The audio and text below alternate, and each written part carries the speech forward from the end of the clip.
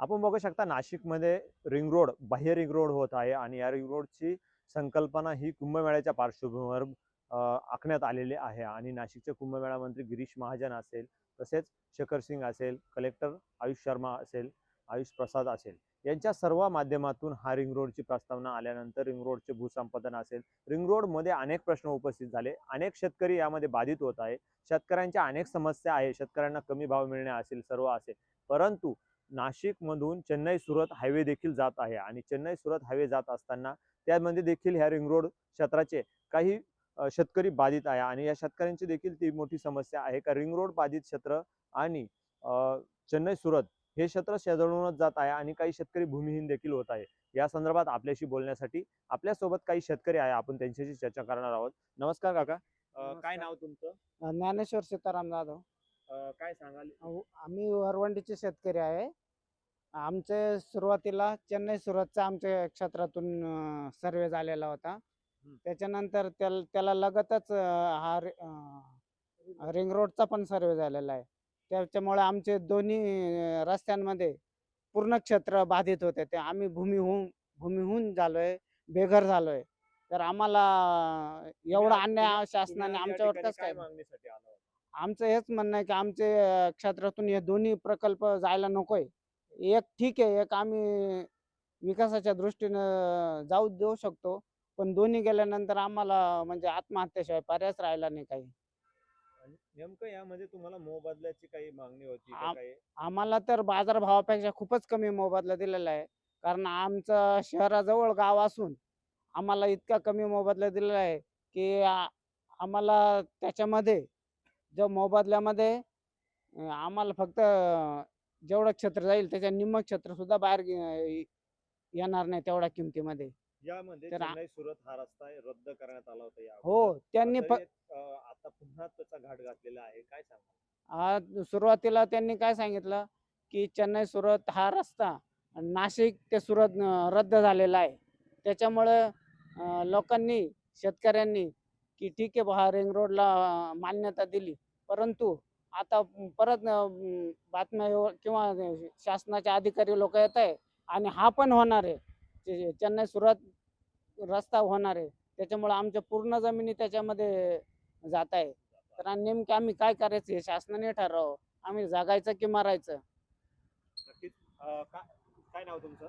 माझं नाव प्रदीप सुरेश जाधव. काय सांगाल एकंदरीत कोणत्या मागणीसाठी तुम्ही आला होता? मी आज इथं जिल्हा परिषदला आलो होतो. इथं पाडांगळे सर म्हणून आहे, त्यांच्याकडं रिंग रोड संदर्भातली खरेदीचं काम आहे. तर सदर रिंग रोडमध्ये माझं पण क्षेत्र जात आहे. विकासाच्या दृष्टीने आम्ही रिंग रोडसाठी सहमत्या दिल्या, परंतु आम्ही एक आमचं माझं राहतं घर त्या क्षेत्रामध्ये गेलं आहे. तर मी शेजारी माझं जे उर्वरित क्षेत्र आहे, तर त्या ठिकाणी मी घर बांधण्यासाठी तिथं पण सुरत चेन्नईचा सर्वे झालेला होता, पण तो कॅन्सल आहे असं सांगितलं होतं आम्हाला.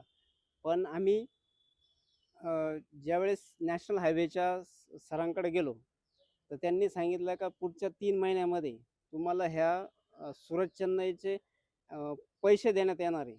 तर त्याच्यामुळे आता मला घर बांधण्यासाठी जागाच उरली नाही. रिंग तर मी रोडच्या आता अधिकाऱ्यांना भेट घेतल्यानंतर तुम्ही त्यांना काय सांगितलं? रिंग रोडच्या अधिकाऱ्यांना भेट घेतल्यानंतर त्यांना सांगितलं का बुवा सरळ सुरत चेन्नईवाले ते सर पण सांगताय का हा रस्ता होणारच. मग तुम्ही आम्हाला अगोदर सांगितलं होतं का हा रस्ता कॅन्सल होणार आहे. मग तो आज कसं काय तयार झाला? अचानक तर काही झालं नाही ना. तुम्ही काही कागद वगैरे काही तर बनवला असेल ना अगोदर, त्याची शहानिशा करून तुमची किती लोकांपर्यंत. जमीन जाते याच्यामध्ये? माझी साधारण 21 गुंठे जाते रिंग रोडमध्ये आणि चेन्नई सुरत गेल्यानंतर? चेन्नई सुरतमध्ये पूर्ण मग जाते. मला 1 एकर शेती. 1 एकर शेती. हो. आणि त्यामध्ये तुम्ही कुटुंब किती आहे तुमचं? कुटुंब आई आहे, एक 2 मुलं आहे, एक भाऊ आहे, आई आहे, मिसेस आहे. हे सर्व कुटुंब शेतीवरच शेतीवरच उदरनिर्वाह आहे आमचा. आणि समजा आता शेती जर रस्त्यामध्ये प्रकल्पामध्ये गेल्यानंतर नेमकं काय करणार पुढे? मग आता काय रस्त्यावर भीक मागावं लागलं आम्हाला, दुसरं काय ऑप्शन काय आहे? मोबदला मिळतोय का पुरेसा? पुरेसा मोबाईल तर दिलाच नाही आम्हाला. मोबदला मिळत नाही. नक्कीच. काय नाव तुमचं? दौलत परशुराम जाधव. काय सांगाल एकंदरीत हा जो रस्ता जातो आहे या संदर्भात तुम्ही विरोध करत आहात, नेमकं कारण काय? विरोध करा म्हणजे जर एकाच गटातून 2 रस्ते जात असतील तर तो अन्यायच आहे ना. 2 जर रस्ते जातात तर अन्याय आहे. त्याचे पैसे पण मोबदले नाही. आणि तर आमचं म्हणणं असं आहे का तुम्ही आता सुरतच्याने रस्ता केला होता. तर आता नंतर त्यांनी सांगितलं की बाबा तो रस्ता कॅन्सल झाला. आता हा तर रिंग रोड होऊ राहिला. तर लोकांनी सहमती दिली. सहमती दिल्यानंतर मग लोकांनी आता आम्ही घरं बांधायची, आमची घरं गेली. तर आम्ही येण्याच्या ऑफिस गेलो, येण्याच्या ऑफिसनं सांगितलं तो रस्ता कॅन्सल नाही, तो होणार. तुम्हाला 2 महिने तुमच्या पेमेंट तुम्हाला पेमेंट पण मिळणार आता पैसे. यावरती तुम्ही काय करणार आहात? शेतकऱ्यांची काय भूमिका असणार आहे? आता काय करा फाशीत घ्यायची, दुसरं काय करायचं? दुसरं काय करणार? यावरती काही मागणी का कोणाकडे मा- मागणी करण्यासाठी मागणी आता जाणार का तुम्ही? प्रत्येक अधिकारी आम्ही जातो, पण अधिकारी ते टोलाटोली उत्तर देत्या. उडवाउडवीचं. तो त्याच्याकडे सांगतो, तो त्याच्याकडे सांगतो ना. तुम्ही आज कोणाला भेटले आणि आज या आम्ही संदर्भात या अगोदर कोणाला अगो भेटलेले आहात आम्ही का? अगोदर कलेक्टर साहेबांना भेटलो. कलेक्टर निवेदन दिलं. ते म्हणलं तुम्ही येण्याच्या ऑफिसला जा. येण्याच्या ऑफिसला गेलो ढगे सरांकडे. त्यांनी पण सांगितलं हा रस्ता होणार म्हणजे होणार. तो रिंग रोडचा आमचा कुठलाही संबंध नाही. हा केंद्राचा प्रोजेक्ट आहे. ते 3D होईल आहे. तो रस्ता होणार म्हणजे होणार. आणि मग नंतर आम्ही पाटणकर सरांकडे आलो तर त्यांनी सांगितलं आम्हाला याची कल्पनाच नाही, रद्दच होता तो. म्हणजे अधिकाऱ्यांकडून उडवाउडीचे उत्तर उत्तर दिले जातात. 100% तुम्हाला मोबदला पुरेसा मिळतो का रिंग रोडचा? मोबदलाच नाही. मोबदलाच नाही म्हणलं चालेल. हो आमच्याकडे 4 कोटीचा भाव आहे एकरी. याने सांगितलं यार तुम्हाला आम्ही एकरी देऊ. हाय भाव त्यांनी दिला, हेक्टरी भाव दिला. हेक्टरी किती हो. भाव दिला हेक्टरी? हेक्टरी त्यांनी दिला 23 लाख रुपये. हेक्टरी 23 एकरी. आणि आम्हाला सांगता सांगितलं एकरी भाव दिला. म्हणजे एवढी फसवणूक आहे शेतकऱ्यांची. मग या संदर्भात तुम्ही कोर्टात वगैरे आता दाद मागणार कोर्टात का? जाताना मी माझा स्वतःचा विरोध आहे या रस्त्याला. म्हणजे मी माझी विरोधच आहे. पेमेंट सुद्धा घेतलं नाही, घेणार पण नाही. या सर्व गोष्टी करत असताना शासन विकासाचा बोलबाला अहो करत हे आहे. फक्त कसं आहे यामध्ये माहिती आहे का? शेतकऱ्यांची फसवणूक होते. 100% फसवणूक होती. हे फक्त बोलायचा एक करता एक. आपण बघू शकता या ठिकाणी शेतकऱ्यांच्या प्रतिक्रिया ह्या तीव्र आहे. गेल्या अनेक दिवसापासून ह्या रस्त्यांचे घाट घातले जात आहे, परंतु शेतकऱ्यांची तीव्र नाराजी आहे. मोबदला पाहिजे तितका मिळत नाही.